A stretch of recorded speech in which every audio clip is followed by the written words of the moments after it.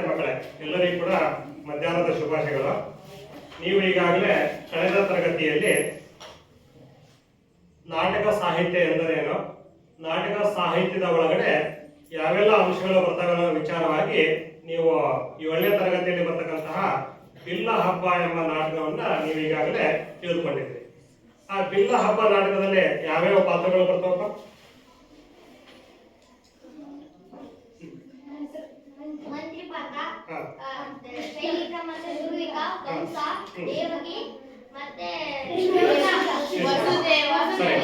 ಸರಿ, ನಿಮ್ಮ ಹೀಗೆ ನಾಟಕ ಸಾಹಿತ್ಯದಲ್ಲಿ ಈ ಪಾತ್ರಗಳು ಬರ್ತಾರೆ, ಅಂದ್ರೆ ವ್ಯಕ್ತಿಗಳು ಬರ್ತಾರೆ. ಅಲ್ಲಿ ಕೃಷ್ಣ ಬರ್ತಾನೆ, ಕಂಸ ಬರ್ತಾನೆ, ದೇವಕಿ ಬರ್ತಾನೆ, ವಸುದೇವ ಬರ್ತಾನೆ. ಸರಿ, ಇಲ್ಲಿ ಹೀಗೆ ಆ ವಿಚಾರವನ್ನು ನಾವು ತಿಳಿತಾ ಇದ್ರೆ, ಈಗ ನಾನು ಕೆಲವೊಂದು ವಾಕ್ಯಗಳನ್ನ ಹಲಿಗೆ ಮೇಲೆ ಬರೀತೇನೆ, ಅದನ್ನು ನೀವು ಗಮನಿಸಬೇಕು. ಓಕೆ, ರಾಮನು ಲಂಕೆಗೆ ಹೋದನು, ಸೀತೆಯು ಹಣ್ಣನ್ನು ತಿಂದನು.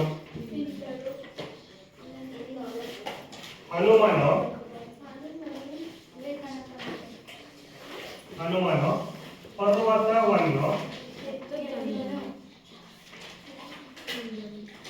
ಎತ್ತಿದನು.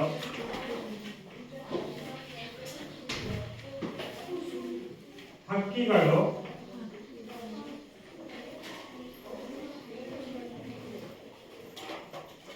ನದಿಗಳಲ್ಲಿ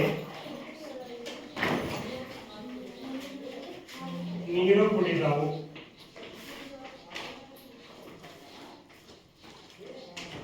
ಹೌದಲ್ಲ ಮಕ್ಕಳೇ? ನಾನು ಇಲ್ಲಿ 4 ವಾಕ್ಯ ಬರ್ತಿದ್ದೇನೆ. 4 ವಾಕ್ಯ ಅಂತ ಹೋಗೋಣ. ರಾಮನು ಲಂಕೆಗೆ ಹೋದನು, ಸೀತೆಯು ಹಣ್ಣನ್ನು ತಿಂದಳು, ಹನುಮನು ಪರ್ವತವನ್ನು ಎತ್ತಿದನು, ಹಕ್ಕಿಗಳು ನದಿಗಳಲ್ಲಿ ನೀರು ಕುಡಿದವು. ಈಗ ಈ ವಾಕ್ಯಗಳಲ್ಲಿ ನಾನು ಕೆಲವು ಪದಗಳನ್ನ ಎಡೆಗೆರೆ ಹಾಕ್ತೇನೆ. ಅವು ಯಾವ ಅಂತ ನೀವು ನೋಡ್ರಿ. ರಾಮನು, ಲಂಕೆ, ಸೀತೆ, ಹಣ್ಣು, ಹನುಮ, ಪರ್ವತ, ನದಿ, ಹಕ್ಕಿ. ಹೇಗೆ ನಾನು ಇಷ್ಟು ಪದಗಳನ್ನ ಇಲ್ಲಿ ಗುರ್ತಾಕಿದ್ರೆ ಆ ಪದಗಳು ಯಾವ ಅಂತ ಹೋದವ?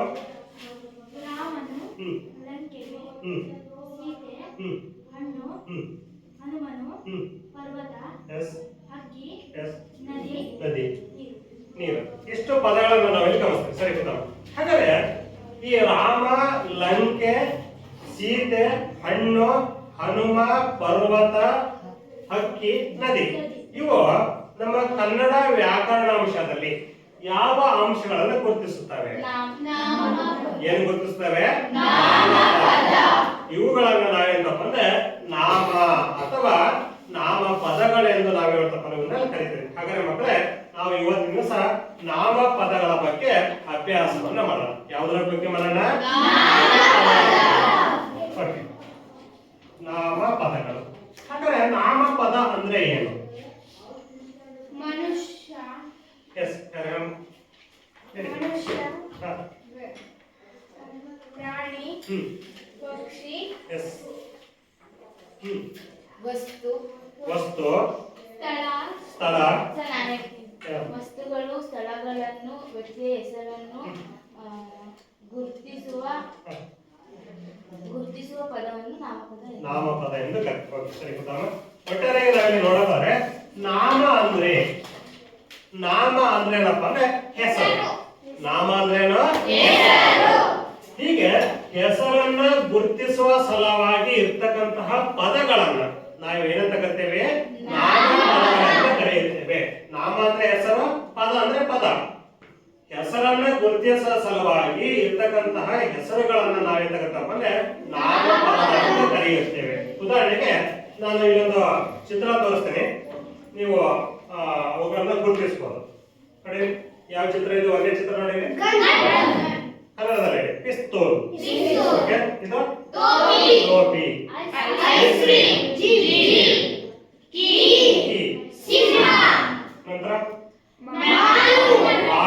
ಹಣ್ಣು.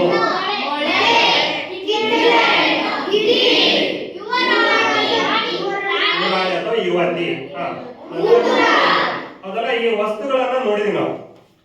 ಕೆಲವನ್ನ ವಸ್ತುಗಳನ್ನ ಇದು ಇಂಥದೇ ಅಂತ ನಮಗೆ ಗೊತ್ತು. ಹಾಗಾಗಿ ನಾವೇನ್ ಮಾಡ್ತಪ್ಪ ಅಂದ್ರೆ ಆ ವಸ್ತುಗಳ ಹೆಸರನ್ನ ಹೇಳುತ್ತೇವೆ. ನಿನ್ನ ಹೆಸರೇನಮ್ಮ? ನಿನ್ನ ಹೆಸರ ಭವ್ಯ. ನಿನ್ನ ಹೆಸರ ಅಪೂರ್ವ. ನಿನ್ನ ಹೆಸರ ಹೇಮಂತ್. ನಿನ್ನ ಹೆಸರ ಹೌದಲ್ವಾ? ನಿಮ್ಮನ್ನ ಗುರುತಿಸುವ ಸಲುವಾಗಿ ಇಟ್ಟಂತಹ ಹೆಸರುಗಳು ಅವನ್ನ ನಾವೇನಪ್ಪ ಅಂದ್ರೆ ಈಗ ಒಂದ್ ವೇಳೆ ನಿಮ್ಮಗಳಿಗೆ ಯಾರಿಗೂ ಕೂಡ ಹೆಸರೇ ಇದ್ದಿಲ್ಲಪ್ಪ ಅಂದ್ರೆ ಏನಂತ ಕರೀತಿದ್ರಿ? ಯಾರು ನಿಮ್ಗೆ ಯಾರಿಗೂ ಹೆಸರಿಲ್ಲಪ್ಪ? ನನಗೂ ಹೆಸರಿಲ್ಲ, ನಿಮಗೂ ಹೆಸರಿಲ್ಲ, ಯಾರಿಗೂ ಹೆಸರಿಲ್ಲ. ಓಯ್ ಕೆಂಪಂಗಿ ಹುಡುಗಿ ಬಾಯಿಲಿ, ಏ ಉದ್ದನೇ ಹುಡುಗ ಬಾಯಿಲಿ, ಏ ಡುಮ್ಮನೆ ಬಾಯಿಲಿ ಅಂತ ಕರಿತಿದ್ವಿ. ಕರಿಬೇಕಾಯ್ತಲ್ಲ? ನಮ್ಗೆ ಯಾರಿಗೂ ಕೂಡ ಹೆಸರಿಲ್ಲದ ಹಾಗೆ ಕರಿಬೇಕಾಯ್ತು. ಅಥವಾ ನಮ್ಮ ಊರ ಹೆಸರು ಏನಪ್ಪ ಅಂದ್ರೆ ನೇರಲ ಕೆರೆ. ಯಾವ ಕೆರೆ? ಈಗ ನಮ್ಮ ಊರನ್ನ ಗುಡಿಸ್ಲಿಕ್ಕಾಗಿ ನಾವೇನ್ ಮಾಡ್ತೇವೆ? ಹೆಸರು ನೇರಲ ಕೆರೆ ಅಂತ ಇಟ್ಟಿದ್ದೇವೆ, ಕುಂಟಿನ ಮಡು ಅಂತ ಇಟ್ಟಿದ್ದೇವೆ, ದಾವಣಗೆರೆ ಅಂತ ಇಟ್ಟಿದ್ದೇವೆ, ಕೋಡಿ ಹಳ್ಳಿ ಅಂತ ಇಟ್ಟಿದ್ದೇವೆ, ಶಿಕಾರಿಪುರ ಅಂತ ಇಟ್ಟಿದ್ದೇವೆ, ಶಿವಮೊಗ್ಗ ಅಂತ ಇಟ್ಟಿದ್ದೇವೆ, ಬೆಂಗಳೂರು ಅಂತ ಹೆಸರು ಇಟ್ಟಿದ್ದೇವೆ ಅಲ್ವಾ? ಸರಿ, ಈಗ ಆ ರೀತಿಯಾಗಿ ನಾವು ನೋಡ್ತೇವೆ. ಇಲ್ಲಿ ಮತ್ತೊಂದು ಚಿತ್ರ ತೋರಿಸ್ತೇನೆ ನಿಮಗೆ. ಇಲ್ಲಿ ನೋಡಿ,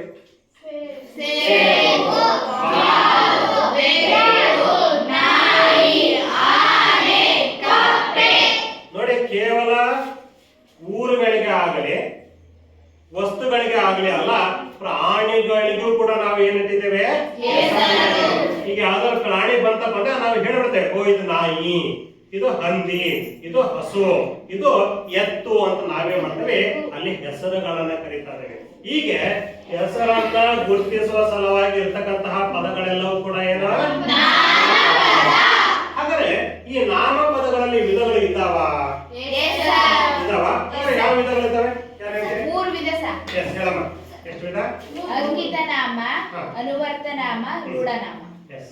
ರೂಢನಾಮ, ಇದು ಇದಕ್ಕಿಂತ ಮೊದಲು ಬೇರೆ ಬೇರೆ ವಿಧಗಳು ಬರ್ತವೆ. ಏನೇನು ಹೇಳಿ ಉತ್ತರ ತಪ್ಪೇನಲ್ಲ, ಸರಿ ಉತ್ತರ ಅದು.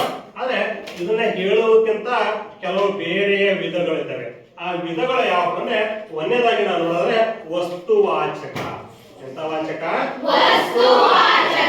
ಎರಡನೇದಾಗಿ ವಿಶೇಷಣ, ಮೂರನೇದಾಗಿ ಸಂಖ್ಯಾವಾಚಕ, ನಾಲ್ಕನೇದಾಗಿ ಭಾವನಾಮಗಳು ಮತ್ತು ಸರ್ವನಾಮಗಳು ಅಂತ ಒಟ್ಟು 6 ವಿಧಗಳು ಬರ್ತವೆ.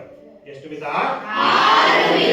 ಹೀಗೆ ನಾವು ನೋಡೋದಾದ್ರೆ ಮೊದಲನೇದಾಗಿ ವಸ್ತುವಾಚಕವನ್ನ ತೆಗೆದುಕೊಳ್ಳೋಣ. ಯಾವುದು ಒಂದೇ ವಿಧ? ಯಾವುದು?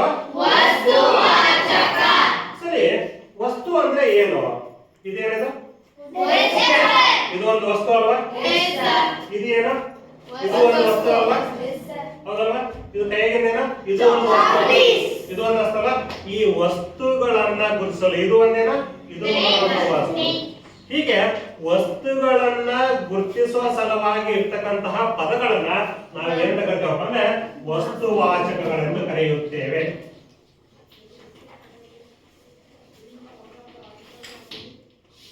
ಇದರಲ್ಲಿ ನಿಮ್ಗೆ ಈಗ ಗೊತ್ತಾಯ್ತು ವಸ್ತುವಾಚಕ ಅಂತ. ಹಾಗಾದ್ರೆ ವಸ್ತುವಾಚಕದಲ್ಲಿ ವಿಧಗಳು ಇದ್ದಾವ? ಇದಾವ. ಯಾವ ವಿಧಗಳು? ವಸ್ತುವಾಚಕದಲ್ಲಿನ ವಿಧಗಳು ಆಗಲೇ ಹೇಳಿದ್ರು ಯಾರು?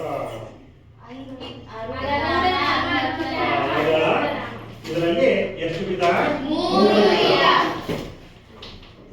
ಒಂದನೇ ವಿಧ ಏನಪ್ಪ ಅಂದ್ರೆ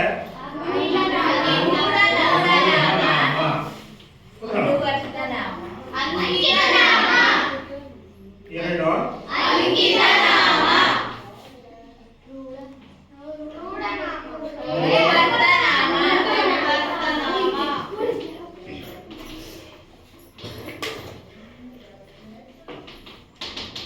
ಹೌದಲ್ವಾ?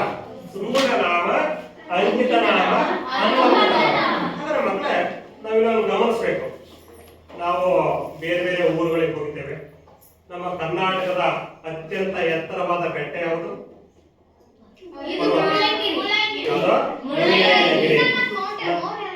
ನಮ್ಮ ಪ್ರಶ್ನೆ ಪ್ರಶ್ನೆ ಸರಿಯಾಗಿ ಅರ್ಥ ಮಾಡ್ತೇವೆ. ನಮ್ಮ ಕರ್ನಾಟಕದ ಅತ್ಯಂತ ಎತ್ತರವಾದ ಪರ್ವತ ಯಾವ್ದಪ್ಪ ಅಂದ್ರೆ ಮುಳ್ಳಯ್ಯನಗಿರಿ. ಹಾಗೆ ನಮ್ಮ ಭಾರತದ ಅತ್ಯಂತ ಎತ್ತರವಾದ ತಪ್ಪು. ನಮ್ಮ ಭಾರತದ ಅತ್ಯಂತ ಎತ್ತರವಾದ ಪರ್ವತ ಅದರಲ್ಲೇ ಒಂದು ಹೆಸರಿದೆ. ಅಲ್ಲ ಅಲ್ಲ ಅಲ್ಲಪ್ಪ, ಅದು ಕರ್ನಾಟಕದ. ಇಡೀ ಭಾರತದಲ್ಲಿಯೇ ಅತ್ಯಂತ ಎತ್ತರವಾದ ಪರ್ವತ ಯಾವ್ದಪ್ಪ ಅಂದ್ರೆ ಕಾಂಚನಜುಂಗ ಅಥವಾ K2 ಅಂತ ಕರೀತಾರೆ. K2 ಅಥವಾ ಕಾಂಚನಜುಂಗ ಅಂತ ಕರೀತಾರೆ. ಅದನ್ನ ಬಿಟ್ರೆ ಇಡೀ ಪ್ರಪಂಚದಲ್ಲಿ ಅತ್ಯಂತ ಎತ್ತರವಾದ ಪರ್ವತ ಯಾವುದು? Mount Everest. ನೋಡಿ, ಇಲ್ಲೊಂದು ಪದ ಬಳಸಿದ್ವಿ ನಾವು. ಯಾವುದು? ಬೆಟ್ಟ ಅನ್ನೋ ಪದ ಬಳಸಿದ್ವಿ, ಪರ್ವತ ಅನ್ನೋ ಪದ ಬಳಸಿದ್ವಿ. ಹೌದಾ? ಪರ್ವತ ಅನ್ನೋ ಪದ ಬಳಸಿದ್ವಿ, ಬೆಟ್ಟ ಅನ್ನೋ ಪದ ಬಳಸಿದ್ವಿ.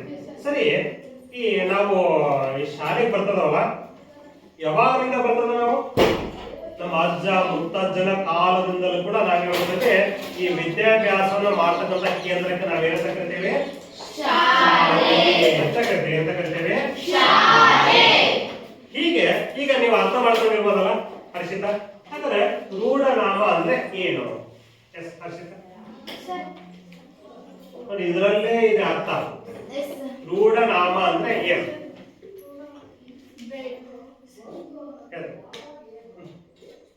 ಅವಳಿಗೆ ಒಂದು ಅವಕಾಶ ಕೊಡೋಣ.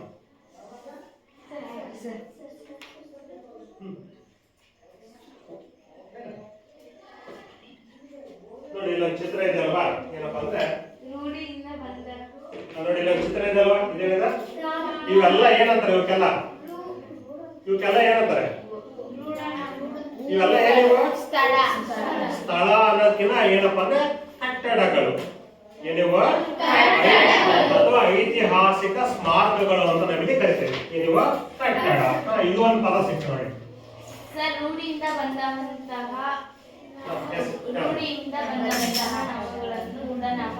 ರೂಢಿಯಿಂದ ಬಂದಂತಹ ಪದಗಳನ್ನು ನಾವೆಂತ ಕರಿತೇವೆ? ರೂಢಿ ಅಂದ್ರೆ ಎಲ್ಲಿಂದ ರೂಢಿ?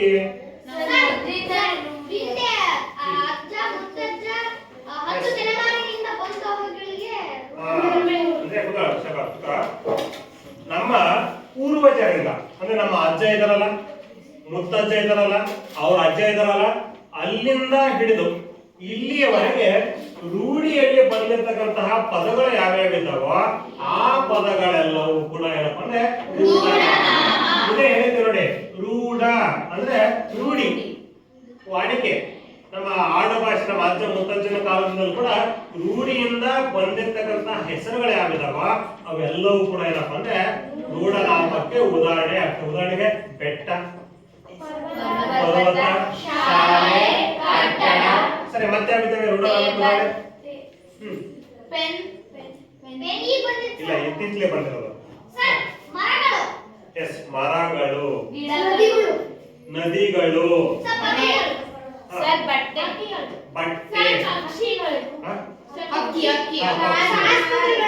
ಸರಿ ನೋಡಿ. ಈಗ ಇದನ್ನ ನಾವೇನಂತ ಕರಿಬೋದಲ್ಲಿ? ರೂಢನಾಮ ಅಂತ ಕರಿಬೋದಲ್ಲ? ಅರ್ಥ ಮಾಡ್ಕೊಂಡಲ್ಲ? ಹಾಗಾದ್ರೆ ಪ್ರಾಚೀನ ಏನಪ್ಪ? ಇಲ್ಲ, ಬರಲ್ಲ ಅದು. ವೈದ್ಯರು ರೂಢನಾಮ ಆಗಲ್ಲ ಹೇಳ್ತಾರೆ. ಅದು ಯಾವುದು ಅಂತ ಹೇಳ್ತಾರೆ. ಈಗ ಒಂದು ಗೊತ್ತಾಯ್ತಲ್ಲ ನಿಮಗೆ? ರೂಢಿಯಿಂದ ಅಂದ್ರೆ ಹಿಂದಿನ ಕಾಲದಿಂದಲೂ ಕೂಡ ಬಂದಿರತಕ್ಕಂತಹ ಪದಗಳನ್ನ ರೂಢನಾಮ ಎಂದು ಕರೆಯುತ್ತೇವೆ. ಈಗ ಎರಡನೇ ಅಂಶಕ್ಕೆ ಬರೋಣ. ಅಂಕಿತ. ಅಂಕಿತ ಅಂದ್ರೆ ಏನು? ಹೆಸರುಗಳು. ಅಂಕಿತ ಅಂದ್ರೆ ಏನು? ಹೆಸರು. ಎಂತ ಹೆಸರಪ್ಪ ಅಂದ್ರೆ ಇಟ್ಟ ಹೆಸರು. ಈಗ ನೀವೆಲ್ಲ ಇಷ್ಟು ಜನ ಹೆಸರು ವಿದ್ಯಾರ್ಥಿಗಳು, ನಿಮ್ಗೆ ಯಾರಿಗೂ ಕೂಡ ಹೆಸರೇ ಇಲ್ಲಪ್ಪ. ಆಗಲೇ ನಾವು ಹೇಳಿದ್ವಿ, ಎಲ್ಲ ಊರುಗಳಿಗೆ ಹೆಸರಿಲ್ಲಪ್ಪ, ಯಾವ ವಾಹನಗಳಿಗೂ ಹೆಸರಿಲ್ಲಪ್ಪ. ನೋಡಿ, ನೀವು ಗುರುತಿಸ್ತೀರಿ ಏನಪ್ಪ ಅಂದ್ರೆ ಇಲ್ಲೊಂದು ಚಿತ್ರ ತೋರಿಸ್ತಾರೆ ನಿಮಗೆ ತೋರಿಸಿದ್ರೆ ಇದು ಇಂಥವೇ ಅಂತ ಹೇಳ್ತೀರಿ. ಇದನ್ನ ತೋರಿಸಿದ್ರೆ ಬಸ್ ಅಂತಾರಲ್ವಾ ನೀವು?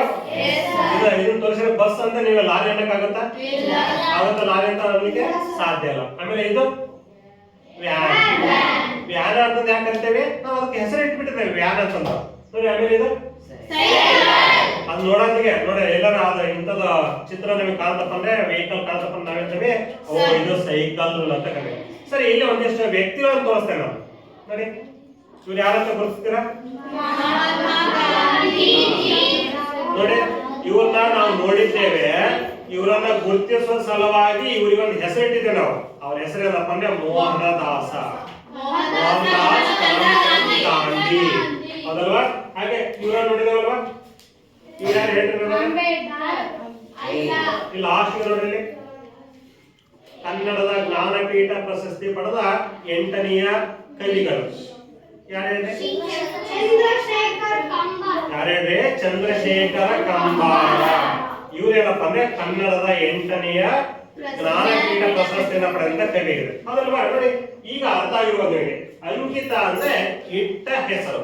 ಎಂತ ಇಟ್ಟ ಹೆಸರಪ್ಪ ಅಂದ್ರೆ ವ್ಯಕ್ತಿಗಳನ್ನ, ವಸ್ತುಗಳನ್ನ, ಪಕ್ಷಿಗಳನ್ನ, ಪ್ರಾಣಿಗಳನ್ನ, ವಾಹನಗಳನ್ನ, ಗಿಡಗಳನ್ನ ಗುರುತಿಸುವ ಸಲುವಾಗಿ ಇಟ್ಟ ಹೆಸರುಗಳನ್ನ ನಾವೆಂತ ಕರಿತೇವೆ? ಅಂಕಿತ ನಾಮಗಳನ್ನು ಕರೀತೇವೆ. ಅಂಕಿತ ಅಂದ್ರೆ ಇಟ್ಟ ಹೆಸರು. ಮರ, ಈಗ ಸುಮ್ಮನೆ ಮರ ಅಂದ್ರೆ ಆಗೋದಿಲ್ಲ. ಅದಕ್ಕೆ ಎಂತ ಮರ ಅದು? ಅಶೋಕ ಮರ. ಎಂತ ಮರ ಅದು? ಅಶೋಕ ಮರ. ಇದು ಎಂತ ಹೂವಿನ ಗಿಡ ಅದು? ನೋಡಿ, ಈಗ ಒಂದು ಹೂ ತೋರಿಸ್ತೇನೆ ನಿಮಗೆ.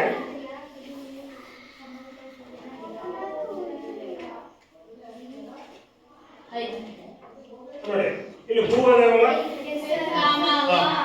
ಹೂವಿನ ಗಿಡ. ಎಂತ ಹೂ ಇದು? ಯಾಕೆ ಅದಕ್ಕೆ ಕಮಲ ಅಂತ ಕರಿತೀರಿ? ನಾವು ಗುರುತಿಸೋ ಸಲುವಾಗಿ ಹೆಸರು ಇಟ್ಟಿದ್ದಾರೆ ಅದಕ್ಕೆ. ಹಾಗಾಗಿ ಅದಕ್ಕೆ ನಾವೆಂತವೆ ಶ್ರೀನಿವಾಸ ಕಮಲ ಅಂತ ನಾವಿಲ್ಲಿ ಕರೀತಾರೆ. ಹೀಗೆ ಇಟ್ಟ ಹೆಸರು ಯಾವ್ಯಾವ? ವಸ್ತುಗಳು ಇರ್ಬೋದು, ವ್ಯಕ್ತಿಗಳು ಇರ್ಬೋದು, ವಾಹನ ಇರ್ಬೋದು, ಪ್ರಾಣಿ,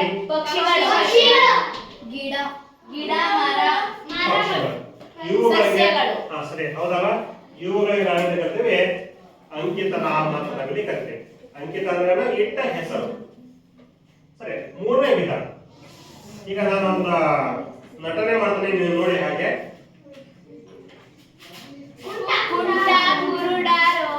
ಈಗ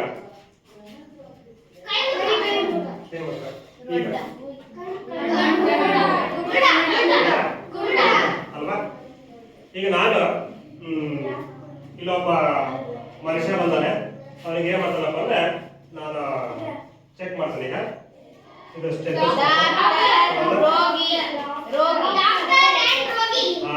ವೈದ್ಯ ಮತ್ತು ರೋಗಿ. ಸರಿ, ಈಗ ನಾನು ನಿಮಗೆ ಪಾಠ ಮಾಡ್ತೇನೆ. ಹಾಗಾದ್ರೆ ನನ್ನ ಏನಂತ ಕರೀತಾರೆ?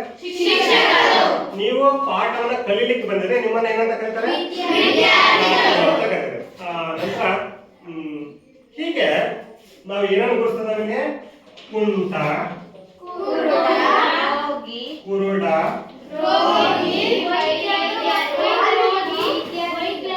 ವೈದ್ಯ, ಶಿಕ್ಷಕ, ವಿದ್ಯಾರ್ಥಿ, ಇಂತಹ ಪದಗಳನ್ನು ನೋಡಿ. ಹಾಗಾದ್ರೆ ನೀವು ಒಂದು ವ್ಯಾಖ್ಯಾನ ಕೊಡಬಹುದು. ಇದಕ್ಕೆ ಅನ್ವರ್ಥ ನಾಮ ಅನ್ನೋದಕ್ಕೆ ವ್ಯಾಖ್ಯಾನ ಕೊಡಬಹುದು. ಅಪೂರ್ವ ಭೂಮಿಕಾ ಭವ್ಯ ಅದಕ್ಕೆ ಅನ್ವರ್ಥ ನಾಮ ಅನ್ನೋದಕ್ಕೆ ಒಂದು ವ್ಯಾಖ್ಯಾನ ಕೊಡಿ. ವ್ಯಾಖ್ಯಾನ ಅಂದ್ರೆ ಇದಂದ್ರೆ ಏನು? ಇಲ್ಲಂದ್ರೆ ನಾವು ನಮ್ಗೆ ಏನಾದ್ರೂ ಆಗಿರುತ್ತೆ, ನಮ್ ಕೈ ಮುರಿದೈತೆ ಅಂದ್ರೆ ಅವರಿಗೆ ಕೈ ಮುರ್ಕ ಹಂಗ್ ಕರೀತಾವ್ರಲ್ರಿ ಸರ್, ಅದಕ್ಕೆ ಅವರ ಪಾತ್ರವನ್ನು ನೋಡಿ ಅವರಿಗೆ ಒಂದು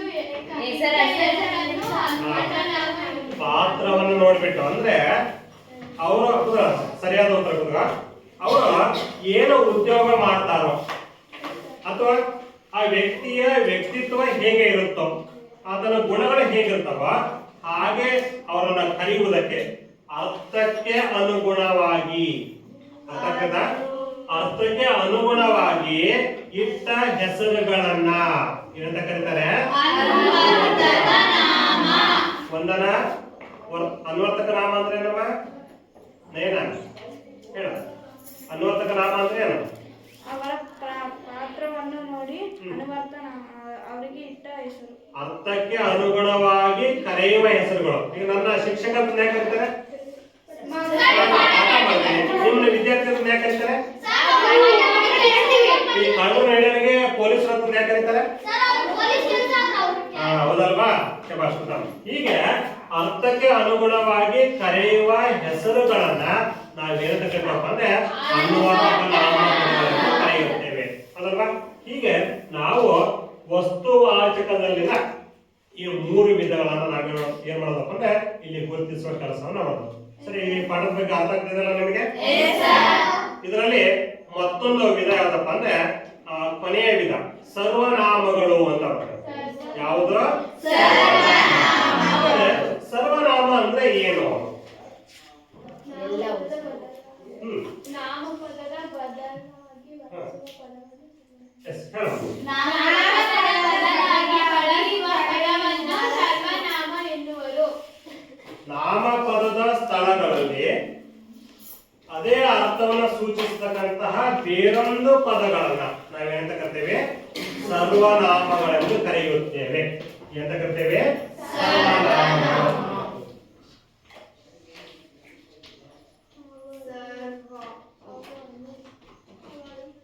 ಹಾಗಾದ್ರೆ ಸರ್ವನಾಮ ಅಂದ್ರೆ ಏನಂತ ಗೊತ್ತಾಯ್ತು ಪೃಥ್ವಿ? ಏನ್ ಗೊತ್ತಾಯ್ತ? ಸರ್ವನಾಮ ಅಂದ್ರೆ ಗೊತ್ತಾಯ್ತು. ನಾಮಪದದ ಬದಲಿಗೆ ಬಳಸತಕ್ಕಂತಹ ಹೆಸರುಗಳನ್ನ ನಾವೇನಂತ ಕರ್ತೇವೆ? ಸರ್ವನಾಮಗಳನ್ನು ಕರ್ತೇವೆ. ಇದರಲ್ಲಿ ವಿಧಗಳು ಇದ್ದಾವ? ಸರ್ವನಾಮಗಳಲ್ಲಿ ವಿಧಗಳು ಇದ್ದಾವ? ಇದಾವ? ಇಲ್ಲ. ನೀವು ಬರ್ತೀರಿ ಇದಾವ? ಹೇಳಮ್ಮ ಯಾವ? ಸರ್ವನಾಮಗಳಲ್ಲಿನ ವಿಧಗಳು. ಕಿರಣ ಯಾಕೆ ಸುಮ್ಮನೆ ಆಗ್ಬಿಟ್ಟಲ್ಲ? ತೆಗಿ ಪುಸ್ತಕ ತೆಗಿ, ಏನಾರ ಒಂಚೂರು ಬರ್ಕ ನೀನು ತೆಗಿ ಪುಸ್ತಕ. ಹಾಗೆ ಪಿಕ್ಚರ್ ನೋಡಿದಾಗ ನೋಡಕ್ ಹತ್ಬಿಟ್ಟಿಲ್ಲ ನಾನು ವರ್ಕ್ ಮಾಡ್ತೇ ಹೋಗ. ಹೇಳಿ ಸರ್ವನಾಮ ಅಂದ್ರೆ ಹಾಗಾದ್ರೆ ನಾನು ಹೇಳಿದಲ್ಲ, ಅದರಲ್ಲಿ ವಿಧಗಳಿದ್ದಾವ? ಹೌದು, ನಿಜವಾಗ್ಲೂ ಕೂಡ ಇದರಲ್ಲಿ ಕೂಡ ವಿಧಗಳಿದ್ದಾವೆ. ಎಷ್ಟು ವಿಧ ಅಂದ್ರೆ 3 ವಿಧ. ಎಷ್ಟು ವಿಧ? 3 ವಿಧ. ಆ 3 ವಿಧಗಳು ಯಾವಪ್ಪ ಅಂದ್ರೆ ಒಂದನೇದಾಗಿ ಪುರುಷಾರ್ಥಕ ಸರ್ವನಾಮಗಳು. ಒಂದೇದೇನೋ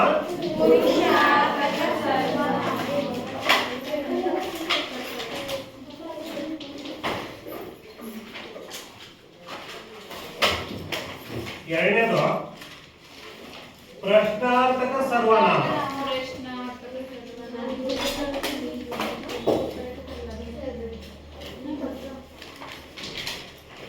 ಮೂರನೇದು ಆತ್ಮಾರ್ಥಕ ಸರ್ವನಾಮ.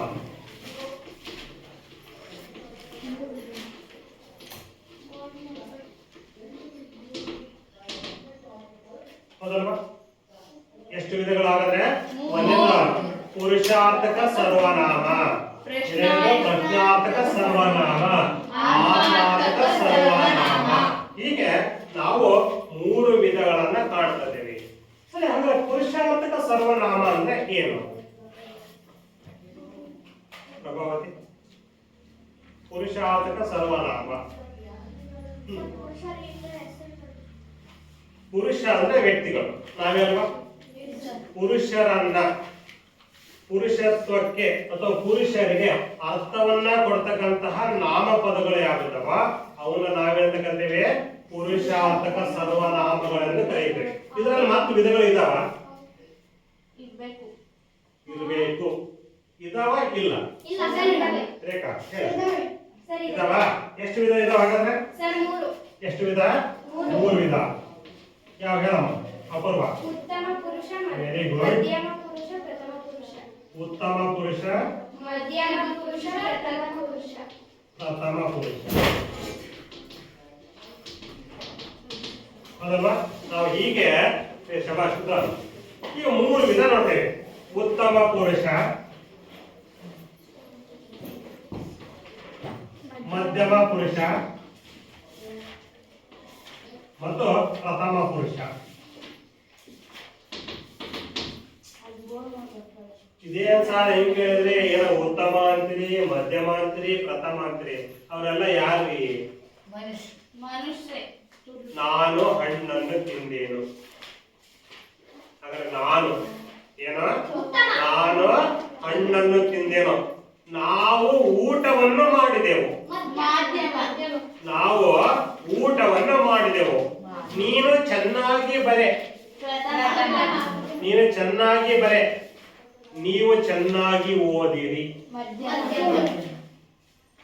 ನೀವು ಚೆನ್ನಾಗಿ ಓದಿರಿ.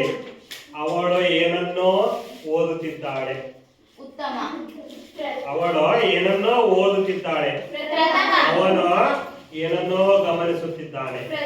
ಉತ್ತಮ. ಅವರು ಕಪ್ಪು ಹಲಗೆ ಮೇಲಿದ್ದಂತ ಪದಗಳನ್ನ ಬರೆದುಕೊಳ್ಳುತ್ತಿದ್ದಾರೆ. ಯಾವ್ದಾ? ಅದಲ್ವಾ? ಈಗ ಏನೇನ್ ಹೇಳಿದೆ? ಈಗ ನಾನು ಹೇಳಿರ್ತಕ್ಕಂಥ ಪದಗಳು ಯಾವ್ಯಾವ ಹೇಳಿ ನೋಡೋಣ. ನಾನು, ನಾವು, ನೀನು, ನೀವು, ಅವಳು, ಅವನು, ಅವರು. ಅದಲ್ಲ, ಇವು ಏನಪ್ಪ ಅಂದ್ರೆ ಪುರುಷಾರ್ಥಕ ಸರ್ವನಾಮಗಳಲ್ಲಿ ಬರ್ತಕ್ಕಂತಹ ವಿಧಗಳು ಆಗಿದ್ದಾವೆ. ಹಾಗಾದ್ರೆ ಉತ್ತಮ ಪುರುಷ ಅಂದ್ರೆ ಯಾವುದು? ಉತ್ತಮ ಪುರುಷ ಅಂದ್ರೆ ನಾನು. ನಾನು ಅನ್ನೋದೇನಪ್ಪ ಅಂದ್ರೆ ಏಕವಚನವಾದರೆ, ನಾವು ಅನ್ನೋದೇನಪ್ಪ ಅಂದ್ರೆ ಬಹುವಚನ. ನಾನು, ನಾವು. ಹಾಗೆ ಮಧ್ಯಮ ಪುರುಷ ನೀನು ಅನ್ನೋದು ಏಕವಚನವಾದ್ರೆ, ನೀವು ಅನ್ನೋದೇನಪ್ಪ ಅಂದ್ರೆ ಬಹುವಚನ. ನೀವು ಅನ್ನೋದು ಬಹುವಚನ. ಇನ್ನ ಪ್ರಥಮ ಪುರುಷ ಏನಪ್ಪ ಅಂದ್ರೆ ಅವಳು, ಅವನು, ಅವರು. ಅದು, ಇದು, ಇವು, ಅವು, ಇವು. ಹೌದಲ್ವಾ? ಇವು ನಾವೇಂತ ಕರಿಬೋದು? ಪುರುಷಾರ್ಥಕ ಸರ್ವನಾಮಗಳು. ನಾಳೆ ಪರೀಕ್ಷೆಯಲ್ಲಿ ಕೇಳಬಹುದು ಏನಾದ್ರು ನಾನು ಎಂಬುದು ಯಾವ ಸರ್ವನಾಮವಾಗಿದೆ ಅಂತ ಕೇಳ್ತಾರೆ. ಹಾಗಾದ್ರೆ ಉತ್ತರ ಏನು ಬರೀತೀರಿ? ಉತ್ತಮ ಪುರುಷ ಅಂತ ಬರೀತೀರಲ್ವಾ? ಸರಿ. ಹಾಗೆ ನಂತರ ಪ್ರಶ್ನಾರ್ಥಕ ಸರ್ವನಾಮ. ಪ್ರಶ್ನೆಯಿಂದ ಕೂಡಿರುವ ಎಲ್ಲಾ ಸರ್ವನಾಮಗಳನ್ನು ಪ್ರಶ್ನಾರ್ಥಕ ಸರ್ವನಾಮ ನೋಡಿ, ಇದರಲ್ಲಿ ಉತ್ತರ ಇದೆ. ಪ್ರಶ್ನೆಯನ್ನ ಮಾಡತಕ್ಕಂತಹ ಪದಗಳು ಯಾವಿದಾವ ಅವೆಲ್ಲವೂ ಕೂಡ ಪ್ರಶ್ನಾರ್ಥಕ ಪದಗಳು.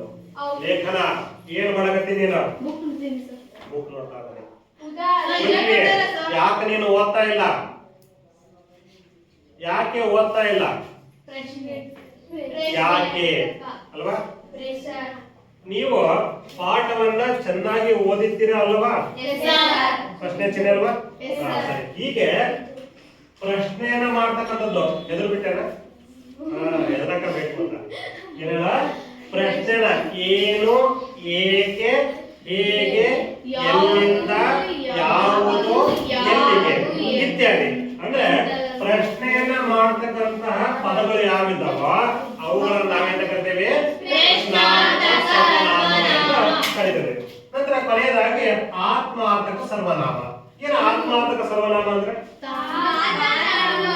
ತನ್ನನ್ನು ಹಾಗೂ ಇತರರನ್ನು ಗೌರವ ಸೂಚಕವಾಗಿ ಆತ್ಮ ಪ್ರಶ್ನೆಯಿಂದ ಬಳಸುವ ಸರ್ವನಾಮವನ್ನು ಮಾತನಾಡುವವರು ತನ್ನನ್ನು ಹಾಗೂ ಇತರರನ್ನು ಗೌರವ ಸೂಚಕವಾಗಿ ಆತ್ಮ ಪ್ರಶಂಸೆಯಿಂದ ಬಳಸುವ ಸರ್ವನಾಮಗಳನ್ನು ಆತ್ಮಾರ್ಥಕ ಸರ್ವನಾಮ ಎನ್ನುತ್ತಾರೆ ಅಲ್ವಾ? ನೋಡಿ, ಇಲ್ಲಿ ನಿಮ್ಮ ಕನ್ನಡ ಪಠ್ಯ ಪುಸ್ತಕದಲ್ಲಿ ಕೊಟ್ಟಿದ್ದಾರೆ. ಆತ್ಮಾರ್ಥಕ ಸರ್ವನಾಮ ಅಂದ್ರೆ ಏನಪ್ಪ ಅಂದ್ರೆ ಪ್ರಶ್ನೆಯಿಂದ ಕೂಡಿದ, ಮಾತನಾಡುವವನು ತನ್ನನ್ನು ಹಾಗೂ ಇತರವನ್ನ ಗೌರವ ಸೂಚಕವಾಗಿ ಆತ್ಮ ಪ್ರಶಂಸೆಯಿಂದ ಹೇಳತಕ್ಕಂತಹ ಪದಗಳು. ಉದಾಹರಣೆಗೆ ನಾವು ಏನಾದರೂ ಒಂದು ಒಳ್ಳೆ ಕೆಲಸ ಮಾಡಿದ್ರೆ ಅಲ್ಲಿ ಏನ್ ಮಾಡ್ತಾರೆ?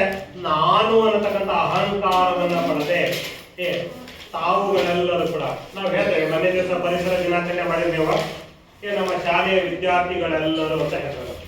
ಆದ್ರೆ ಒಬ್ಬರನ್ನೇ ನಾವು ಪಟ್ಟು ಮಾಡಿದೇವ ನೀವುಗಳೆಲ್ಲ ಅಂದ್ರೆ ತಾವುಗಳೆಲ್ಲರೂ ಕೂಡ ಸೇರಿ ಕೆಲಸ ಮಾಡಿದಕ್ಕೆ ಏನಾಗ್ತಪ್ಪ ಅಂದ್ರೆ ಒಳ್ಳೆಯ ಕೆಲಸ ಆಯ್ತು ಅಂತ ನಾವೇನ್ ಮಾಡ್ತೀವಿ ಅಲ್ಲಿ ಹೇಳುವ ಕೆಲಸವನ್ನ ಮಾಡ್ತೇವೆ. ಹಾಗಾದ್ರೆ ಆ ಪದಗಳು ಯಾವ ಇಲ್ಲಿ? ತಾನು,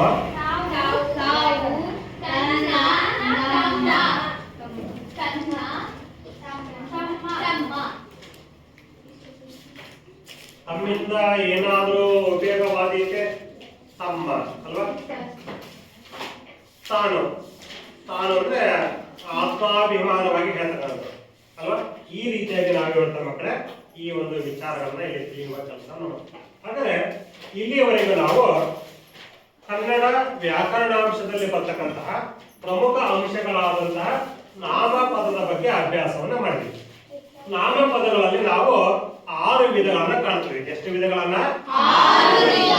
ಒಂದು ವಸ್ತುವಾಚಕ, ವಿಶೇಷಣವಾಚಕ, ಭಾವನಾಮ, ಪರಿಮಾಣವಾಚಕ, ಪ್ರಮಾಣವಾಚಕ, ಸರ್ವನಾಮಗಳು. ಹೀಗೆ 6 ವಿಧಗಳನ್ನು ನಾವು ಗಮನಿಸ್ತೇವೆ. ಅದರಲ್ಲಿ ಒಂದನೇದರ ವಸ್ತುವಾಚಕ. ವಸ್ತುವಾಚಕದಲ್ಲಿ ಎಷ್ಟು ವಿಧ ಯಶಸ್ವಿನಿ?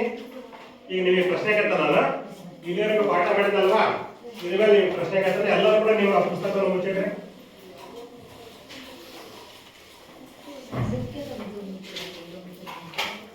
ನಿಮ್ಮ ನೋಟ್ ಪುಸ್ತಕ, ಪಠ್ಯ ಪುಸ್ತಕ ಎಲ್ಲವೂ ಮುಚ್ಚಿದ್ರೆ.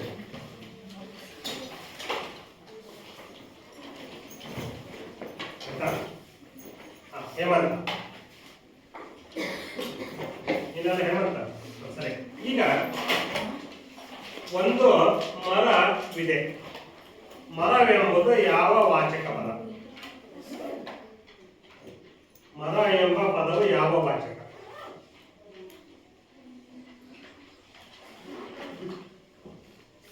ಮರ ಪದ ಬರೀಲ್ಲ. ಅಲ್ಲೊಂದು ದೊಡ್ಡ ಮರವಿದೆ. ಮರ ಎಂಬುದು ಯಾವ ವಾಚಕ ಪದ? ಯಾವ ನಾಮಪದ ಇದು? ಅಂಕಿತ ನಾಮ. ಯಾವುದು? ಅಂಕಿತ ನಾಮ. ತಪ್ಪು ತಪ್ಪು. ರೂಢನಾಮ. ಯಾವುದು? ನಾನು ಅವಾಗಲೇ ಹೇಳಿದ್ದೆ ನಿಮಗೆ, ರೂಢಿಯಿಂದ ಬಂದಿರ್ತಕ್ಕಂಥ ಪದಗಳು ಅಂತ ಹೇಳಿದ್ದೆ. ಮರ ಸರಿ, ಆದ್ರೆ ಮರಗಳಿಗೆ ಮತ್ತೆ ಬೇರೆ ಬೇರೆ ಹೆಸರಿದಾವಲ್ವಾ, ಆ ಹೆಸರನ್ನು ಹೇಳಬಾರೆ ಅದೇನಕತ್ತೆ ಅಂಕಿತ ನಾಮವಾಗುತ್ತದೆ. ಸರಿನಾ? ಸರಿಯಾಗಿ ತಿಳ್ಕೊಬೇಕು. ಸರಿ ಗೊತ್ತಾಗ. ಸರಿ, ನೀನು ಅಪೂರ್ವ.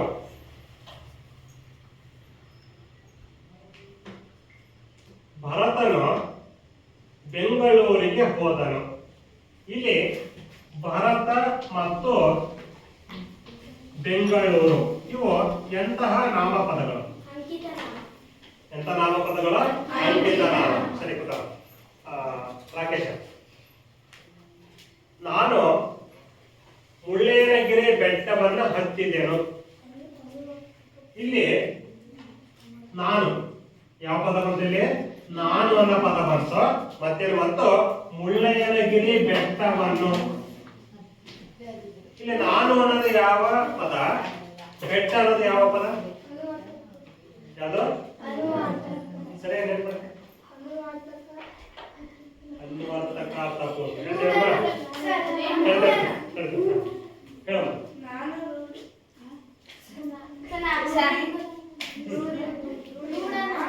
ಯಾವುದು? ನಾನು ಅನ್ನೋದು ರೂಢನಾಮ. ಬೆಟ್ಟ ಅನ್ನೋದು ನಾನು ಅನ್ನೋದು ಮತ್ತು ಬೆಟ್ಟ ಅನ್ನೋದು ಎರಡು ಕೂಡ ರೂಢನಾಮ ಅಂತ ಹೇಳ್ತಾರೆ. ಹೇಳ ಅರ್ಷಿತ ಹೇಳಮ್ಮ. ಇಲ್ಲ ಮತ್ತೆ ಎರಡು ರೂಢನಾಮ.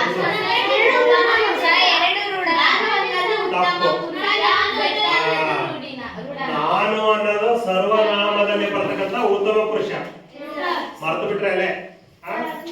ನಾನು ಅನ್ನೋದೇನ ಸರ್ವನಾಮವಾದರೆ ಬೆಟ್ಟ ಅನ್ನೋದೇನಪ್ಪ ರೂಢನಾಮ ಅಲ್ವಾ? ಸರಿ ಗೊತ್ತಾ? ಸರಿ, ಅವನು ಪುಸ್ತಕವನ್ನು ಓದಿದನು. ಅವನು ಪುಸ್ತಕವನ್ನು ಓದಿದನು. ಅವನು ಅನ್ನೋದು ಯಾವ ಸರ್ವನಾಮ? ಯಾರು ಹೇಳ್ತೀರಾ? ಅವನು ಅನ್ನೋದು ಯಾವ ಸರ್ವನಾಮ? ಅಪೂರ್ವ. ಆತ್ಮಾರ್ಥಕ. ತಪ್ಪುತ್ರ. ಭೂಮಿಕಾ ಯಾವ್ದು?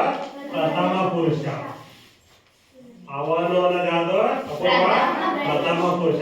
ಆತ್ಮಾರ್ಥಕ ಅಂದ್ರೆ ತಾನು, ತಾವು, ತಮ್ಮಿಂದ. ಓಕೆ, ಹೌದಲ್ಲ ಮಕ್ಕಳೇ? ಹಾಗಾದ್ರೆ ಇಲ್ಲಿವರೆಗೂ ಕೂಡ ನಾವು ಈ ವಿಚಾರಗಳನ್ನ ನಾವಿಲ್ಲಿ ತಿಳಿದ್ವಿ. ಯಾವ ವಿಚಾರ ತಿಳಿದ್ವಿ? ಭೂಮಿಕಾ ನಾಮಪದದ ವಿಚಾರ. ನಾಮಪದದ ವಿಚಾರಗಳನ್ನು ನಾವೇನ್ ಮಾಡ್ತೇವೆ? ಇಲ್ಲಿ ತಿಳಿಯುವ ಕೆಲಸವನ್ನ ಮಾಡ್ಬೇಕು. ಓಕೆ, ಸರಿ. ಈಗ ಒಂದು ಗೃಹಪಾಠ ಕೊಡ್ತಾನೆ, ಬರ್ಕೊಳ್ಳಿ.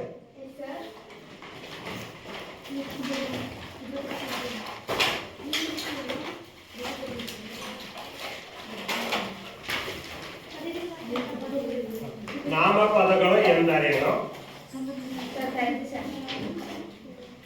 ನಾಮಪದಗಳು ಎಂದರೇನು? ಅದರ ವಿಧಗಳನ್ನು ಹೆಸರಿಸಿ. ನಾಮಪದಗಳು ಎಂದರೇನು? ಅದರ ವಿಧಗಳನ್ನು ಹೆಸರಿಸಿ.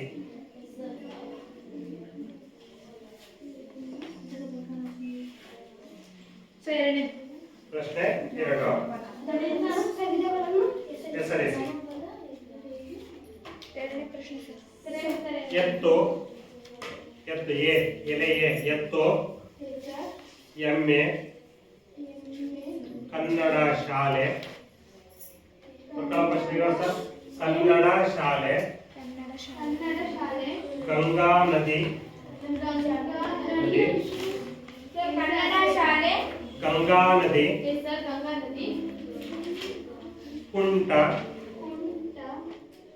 ಕಿವುಡ,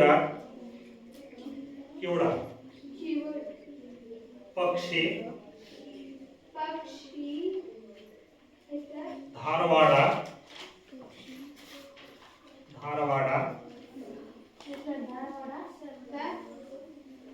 ಭಿಕ್ಷುಕ, ಮುದುಕ,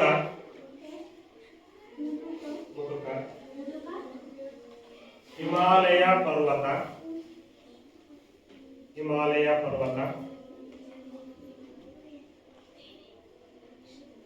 ದೇವಸ್ಥಾನ,